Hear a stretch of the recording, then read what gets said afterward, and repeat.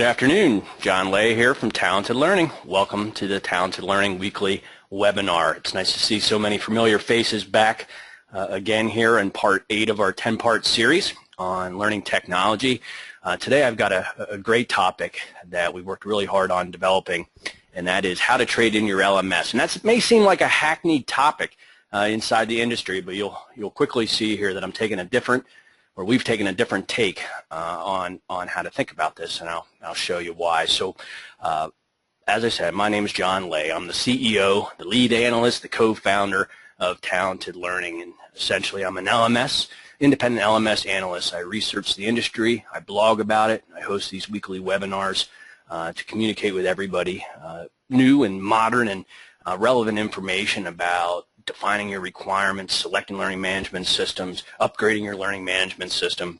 And that's what I'm here to talk to you today about. I have 19 years in e-learning and learning management. I started with a master's degree in instructional technology all the way back at the beginning, and spent the first 4 or 5 years of my career developing content and managing teams developing e-learning content. But opportunistically and accidentally, I found my way into a company called Click to Learn, and spent the next 13 years selling high-end LMSs and then managing global sales teams selling learning management systems. And through all that time, I prided myself on becoming an expert on learning technology, but helping customers buy, not selling to them, but helping them buy and helping them trade in their learning management system, and in my case to the one that I was selling. But now as an independent analyst, gives me much more freedom to help upgrade an organization into any learning management system that's appropriate for them.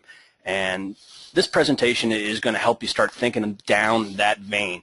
I do this every day. I help the content that you're going to see today, and the process that we use today is something that I use as a learning technology consultant, helping organizations buy currently here across the world as an independent analyst. So today's agenda, I gave you the introduction there. We're going to talk a little bit about being stuck in your learning management system, stuck in your LMS, and why that is, and all the reasons that you typically hear from vendors and so forth, ease of use and customer satisfaction. All that is kind of marginal in my opinion. I'll give you a fresh view on why organizations are stuck in their LMS and what they can do about it. And the reason they can do something about it is because the market disruption of the Cloud LMS Providers. So we'll talk about what Cloud LMS Providers are and how they changed the whole game in the whole learning management industry, and how you can take advantage of that if you haven't yet. We'll review the universal Einstein-like equation of trading up for learning management systems, or really for anything. And I'm going to walk you through some real-life examples, sanitized examples here of what an LMS costs from a contractual standpoint, and compare that to what's out there in the marketplace today. So that's a lot to do in 30 minutes. As always, my friend Jim Lynch told me sometimes less is more, and I'm in the spirit of that. I'm going to try to do that, but I usually pack a full 30 minutes in here. So 27 to go, and let's get going. So you may feel like this. You're chained to your LMS, and if you can answer yes to these type of questions, this is probably why. You bought your LMS perhaps more than 4 years ago. Your LMS vendor has been acquired. You own a perpetual license.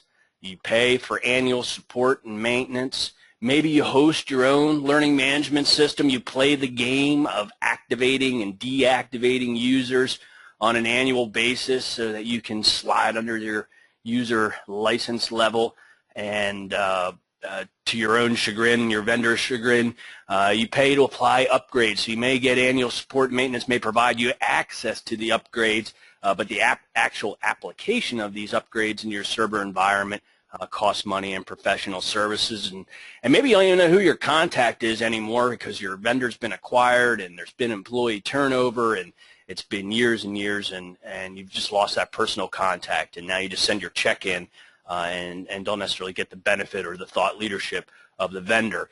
There's a lot of us out there that are in this ball and chain bucket, so to speak, that purchased the system long before they were an employee, and now have the challenge of being stuck with it. But the industry, I believe, has a very unfair view of the vendor population, and I think because all the changes that happened in our industry, it's easy to vilify the LMS vendor as not a good business partner. And spending 14 years directly involved with LMSs, there's been a constant set of rules, I think, that are prevalent in the industry. Number one, LMS vendors are bad, and number two, see rule number one. And though I think that's unfair, I think analysts and customers in general portray this and make the LMS vendors out to be what they're not. And I think the LMS vendors, though, for one that's taken advantage, the next 9 are going out of their way to provide value and customer service. And so I'll thread that. I feel like I'm an ambassador to the vendor community, coming from the vendor community, now moving into this spot. But what's the real reason you may be stuck in the mud with your current learning management system? And click there. Well, number one, I already mentioned it, is the mergers and acquisitions in the industry. It's been, we'll get to that in just a slide here, but it's been prolific on what's changed. And so whatever you bought is so long gone, from a product, from a personal relationship standpoint, to even a company standpoint, even a company acquired by a company standpoint, that it's lost in the translation, all the original things that you chose and selected your partner for. But also the industry's migrated to talent management. Now, we've seen a backlash in 2014 with extended enterprise learning management system providers, but there's really been a migration to those talent management suites, the big providers.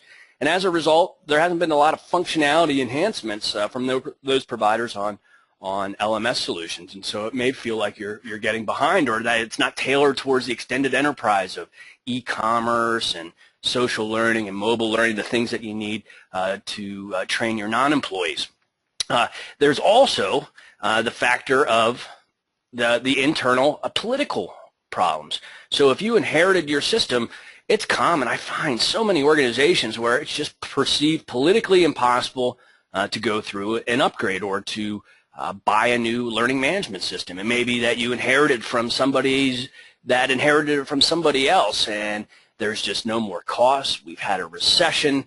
You're servicing internal employees. It's hard to draw a direct line to measurable return on investment, and so it just feels like you're pushing a rock uphill to even try to request budget to buy a new learning management system. And not only that, there can be organizational, or usually is organizational memory, where they remember what a pain it was to implement the first system and how many problems you had. Now it might not be great, but it's not broken, and why fix it? And so that's another reason why organizations are stuck.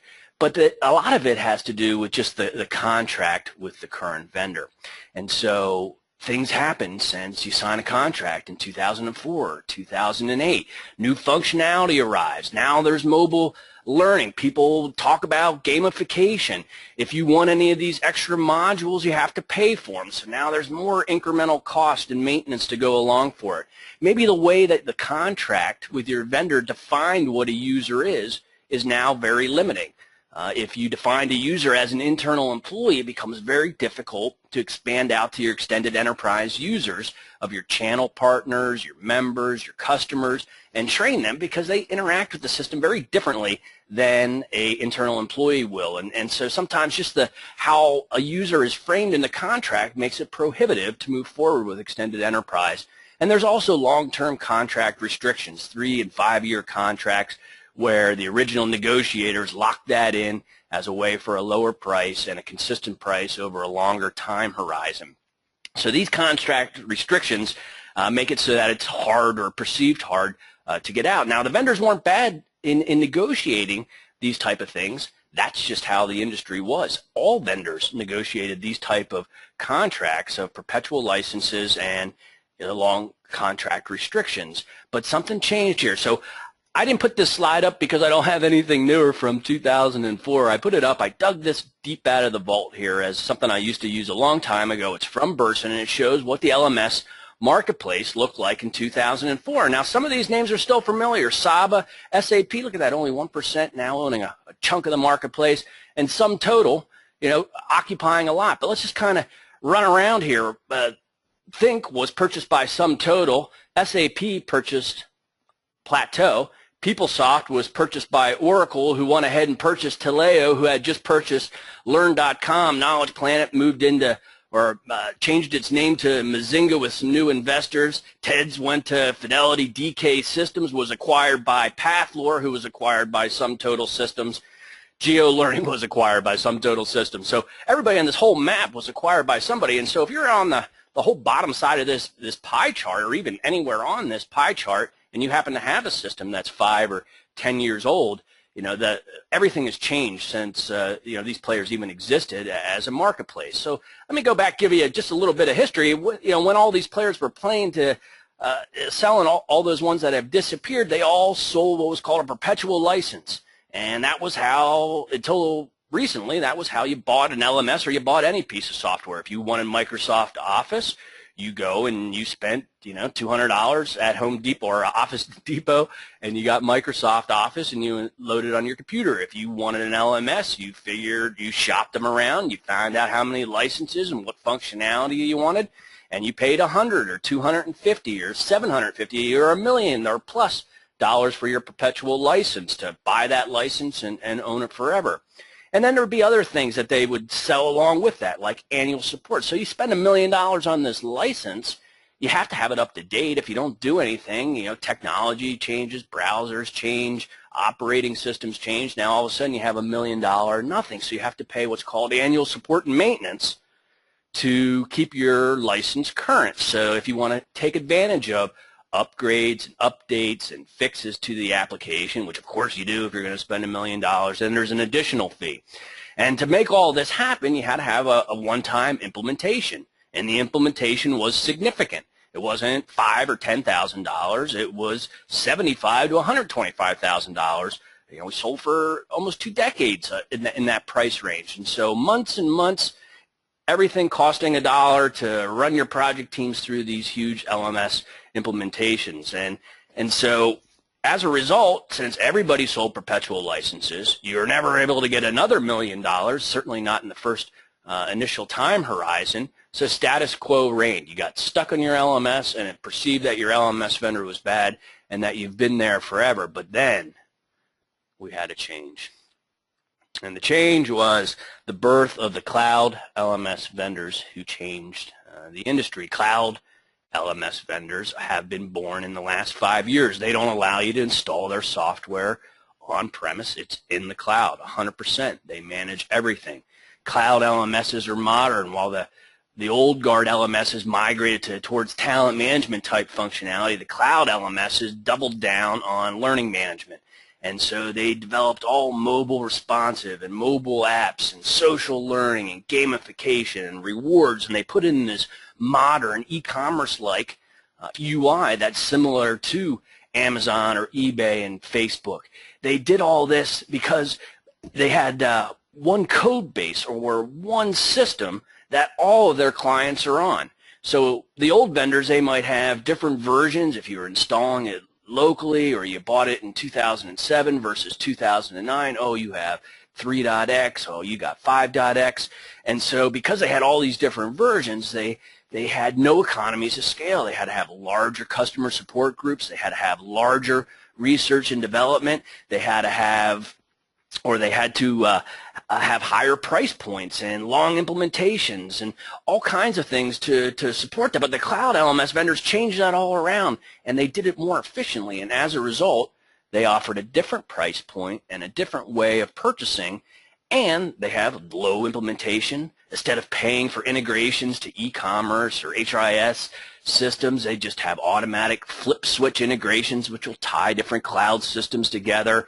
Everything is easy to use, streamlined, effective, and it's at a price point that is just a fraction of what it used to be a decade ago or 7 years ago. So even if you love your current LMS vendor, you may be getting gouged just because the whole marketplace has changed and there's no sense paying for something that you're not using.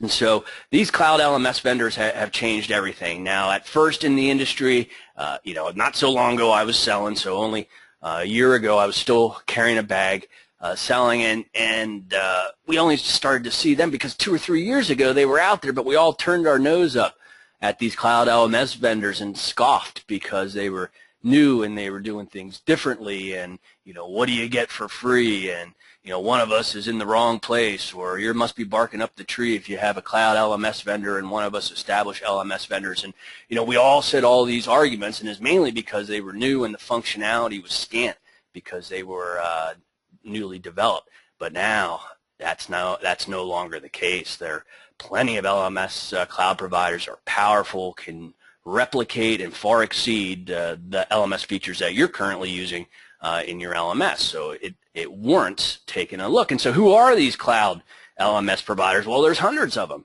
There's about 10 or 15 of the old one from the graph that I showed you, the chart and the organizations they migrated into or merged into. But then there's all these new companies that are only 5 or less years old. Shabo, Litmus, eLogic's a little bit longer, Saba and Cornerstone fitting into this bucket, even though they're talent management providers, but they are pure cloud. Administrate from Scotland, WBT Systems from Ireland, Access Planet and Learnupon and Growth Engineering, doing the UK invasion here of great technology cloud providers. Schoolkeep and Firmwater focusing on just training companies, Blue Volt on channel education. So all these different providers all came in not trying to be everything to everybody, but having a very cost-effective solution that was right for somebody, and they do a great job at finding out who those somebody is and matching them to their solution. And so they found a whole new way to go to market, a whole new way to sustain their company with regular annual revenue coming in from the lease of their systems. And as a result, every one of these organizations is on firm financial footing. Back in the old days, everybody was losing money. Now the only one on the list that loses money is Cornerstone. Everybody else on this list right now is a already profitable company. Cornerstone being I think the only public one on here, and the only one that finds a way to operate in a loss for a long time. But I digress. All right, so let's move on. The universal equation of trading up then. So now you're thinking, well, geez, maybe one of these cloud providers might work for me. So how do I trade up? How do we think about this? And here's my equation. And granted, I'm no Einstein, but this is how I see things. It's as simple as this. It's what's your current spending? Can you identify the cost of missed opportunities? And we were talking about some of those missed opportunities before of not having the right modules and things like that, not having the right functionality. And the cost of those two added together, is that equal or greater than the cost of a new solution? And so another way of saying that is, if you take the cost and the missing opportunities out, can you just repurpose your current spending and get more? Then you got a great business case. That's easy. You can get the argument on the table. If you can repurpose your existing budget and find a bunch of missed opportunities that you can aid your business, by training your extended enterprise, your channel, or your customers, and make an impact on the business, then you can greatly show greatly exceeding cost of a new solution, in which case it should be really easy to upgrade your system. If you just bought your system in the last couple of years and you have a ton invested in it and you can't show this justification, then unfortunately you have to tread water for another year as things go on. And so not everybody is going to be able to trade just because they want to. A lot of it's due to the factor of how long you've had it, because the longer you've had your LMS, the easier the argument becomes, and I'll show you here in a second. So let's focus on the current LMS spending part. So this is the fiscal part of the equation. So what are you spending right now? So what you have to do is find the contract. Now, most of us don't like contracts. I'm not a lawyer, but I played one for 13 years selling LMSs, where you had to become expert at learning how a contract works and how all the pieces interoperated together. And at first it's scary, but in a nutshell, it's really pretty simple. There's only a couple of moving pieces, and then the rest of it is legalese. But what you want to worry about is what you're buying, the configuration, and how much you're paying for it, basically just for that configuration, and all the stuff about indemnification and insurance and all those words that are tough to understand from a contract. You can just kind of brush those to the side and just look at the part where the numbers, which is typically only 1 or 2 pages. So you look at this contract and you determine what type of license is it. Is it a perpetual license where our company bought it up front and now we just pay annual support and maintenance? How many licenses did we buy, and how are those licenses counted? Is it per employee? is that when they log in, how you count an active user really varies widely, and also makes an apples to oranges comparison when you're looking to vendor if they're not counting them the same way of what an active user is. Then it's real hard to get a true comparison of whether you're paying too much or too little, which is rarely the case. What modules are included? So over time, back 10 years ago, the LMS used to have anywhere from 7 to 10 modules. From you got the skill and competency module, you have the ad hoc module, we had the instructor-led training module, then the virtual-led training module, and all these different modules, which were really just new functionality that was evolving. Then turned into an incremental cost so that they could monetize that new functionality and bring in additional revenue into the system. So the longer you've had your system, and if you haven't been properly funding it or haven't been able to garner more capital investment here during the Great Recession, there's a good chance you're missing out on what's considered standard even in the most low-price LMSs right now. So you have to identify that, and also identify if there's a contract time. So depending on the legal prowess of your vendor and the overall negotiation process, when you originally did it, you may find yourself locked down pretty tightly where there is no getting out, in which case it's time to tread water and make the best of it.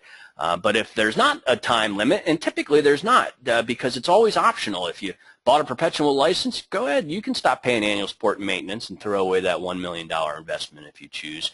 But most organizations didn't. So, but what that results is no contract time. And if there's no contract limit from a time perspective that you have to purchase from the vendor, then you have all the flexibility in the world to renegotiate with your current vendor or to replace your current vendor. The other part is the vendor services that are a part of this contract.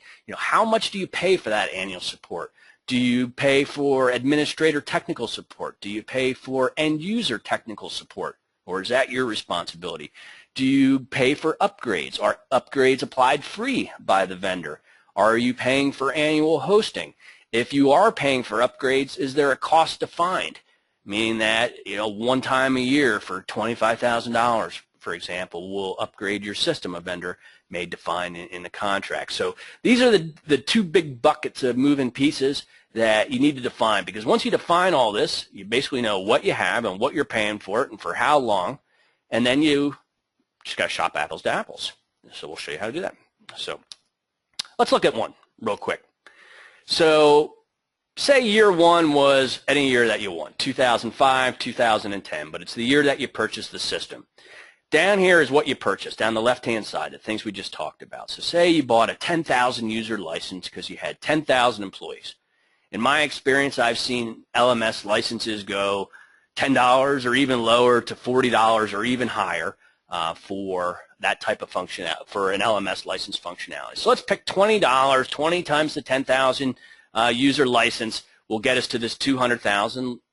So an organization, AT&T or anybody would stroke the check for $200,000, and then they have nothing that they have to pay in year 2 and 3 and 4 and 5 and 6 and 7, just that $200,000 license. There'd be that one-time implementation that we discussed. So you pay it once, $50,000 to $125,000 or more, and that would be sunken cost.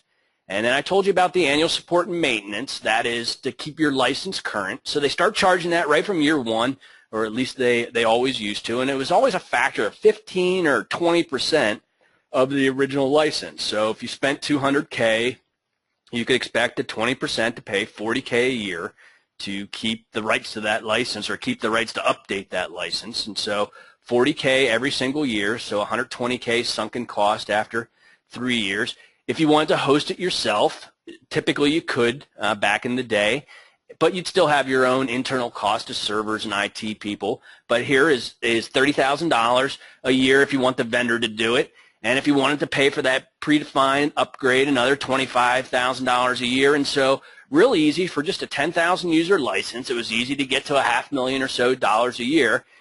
And that's what a lot of organizations are thinking about, this $500,000 a year. Goodness gracious, we invested so much in this thing. Why would you want to trade up? But what you have to do is you have to think about it in terms of this number. This is the number where the rubber meets the road, the $95K. What's a pay? What is coming out of your wallet or your organization's wallet every year to go to the vendor to maintain the status quo? Now, if you can figure out a way to spend that $95K better, then you can try to hide the attention from the $500,000 K and say, yeah, sure. But 2005, things were different. But now we can spend that 95 better, and we can address these missed opportunities. Let's look at another one. So here's the annual license. So here's the other way that you might see your contracts. The same 10,000 users, but then you pay a price per user per year. And how you define that user, like we said, may vary. But I've seen ranges $10 to $30. It might be significantly more or even significantly less. But for example, that same solution might cost $150,000 a year. So if you notice in year one, if we go back, in year one there's $345,000 in year one in the Perpetual, but in year one of the annual license, it's a full $100,000 lighter. And this is what the cloud vendor started introducing, was this concept of annual licenses. Less upfront money was required, and it kind of spread the costs out over. And it's just like leasing a car versus buying a car. And in the end of the day, you have the same, essentially the same bottom right-hand figure of what your solution costs. But now look, with an annual license, your management wants the $500,000 number. They're going to figure on that or focus on that, but you need to focus on that $160, that 160,000 user level, because that's the number that matters. Now you've got a lot of room to find another solution. So what is the cost of a new solution? So or the cost of missed opportunities. So we talked about these already, the missed audiences that we haven't had, the missed functionality, and then also the administration. You'd be surprised how many organizations I run into now that automate A through P of their LMS, and then all of a sudden they got to step in to do Q, R, S, T, U, V, and then hand it back to the LMS to do Y, Z. Poor analogy, but that there's manual interventions to get anything done, and so anyway, they have cost also are part of the missed opportunity. And so the last piece is, what are the costs of the new solution? Now here's the beauty. If you're thinking, oh great, now I got to shop an LMS vendor and I got to talk to all these salespeople, and I don't want to do that, and I don't have the time to learn and see their demonstrations and do all this stuff. Well, here's the great news. The new cloud providers put everything online. They allow you to self-educate yourself. You can read all their blogs, see all their tutorials, go to YouTube, see the demonstrations, sign up for free 14 or 30-day trials without a credit card, try the system out, interact with the social communities that surround these solutions, and find out what their pricing is directly on the website without talking to a vendor. That's great. As a former LMS salesperson, I think it's funny and fortuitous that I got out right at the right time, because it sure makes salespeople a high-cost premium in today's marketplace. And so what types of licenses are there? Define your requirements. So you have to know, as we mentioned, what you need before you go out into the marketplace. But once you understand what you need and what modules are out there, all feature lists are all out there on the cloud providers. There's that 2 columns of cloud providers. Every single one of those has feature lists and pricing on their websites so that you can compare apples to apples and try them out. And then also stew on what type of license do you really need. If you've got internal employees, maybe an annual license is still appropriate based on employees. But if it's extended enterprise, well, then you might want monthly licenses or all-you-can-eat licenses or consumption licenses where you only pay for the use after you actually use them. And so all of these are possible. So let me just show you a quick. So let's go to DishShape. I like these guys. They're rocking and rolling across the entire globe right now, penetrating into all areas of the world with a real nice, easy-to-use setup system. You can go, after this call, you could be trying a new system in about 10 minutes. It's not a paid advert. It's just one of the organizations that I had a chance to review. But look at this, 10,000 active users. You got to pay $2,500 a month. Say some add-ons on there. That's $3,000 a month.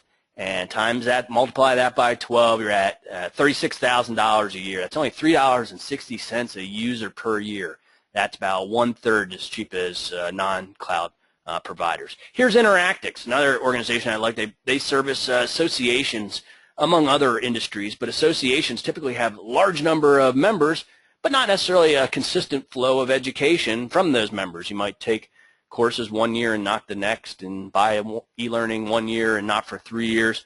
So they offer an all-you-can-eat model, $22,500 a year, everything that you want. It's not too shabby. If you add in all of their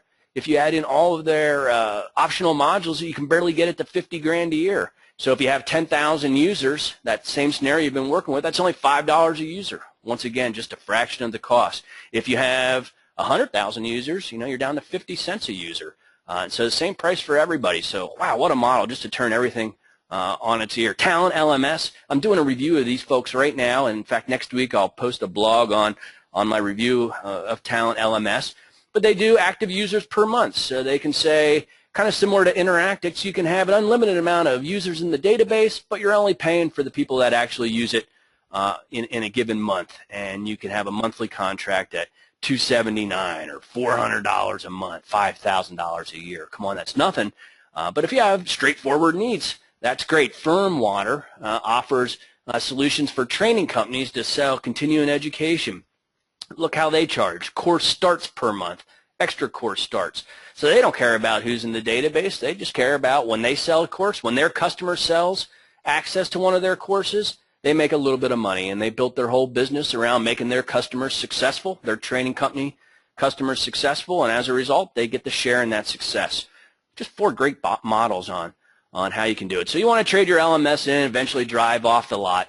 The first thing you have to do is you got to get the trade-in topic on the table. Everybody wants to poo-poo. It's politically impossible, but you got to get it on the topic, get it into the discussion. It might take you a year, 2 years to get the budget or to get the authorization, but if you don't start now, then you're still always going to have that same 2-year window.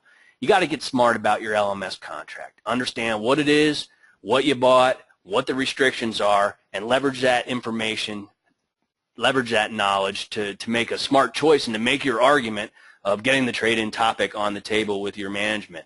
You have to define what you have and what you need. You need to conduct a pre-RFP feature and pricing research. Don't go through the big hassle of doing an RFP and engaging all of these vendors like you're actually going to buy. Just use the free research that's available on the internet. Try to do as little interaction with them as possible because that allows you to collect the information and start to put the business case together so that you can make the case. Do you need help? Ask me. That's what we do for a living. There's other LMS selection consultants out there who will help you with a similar set of services.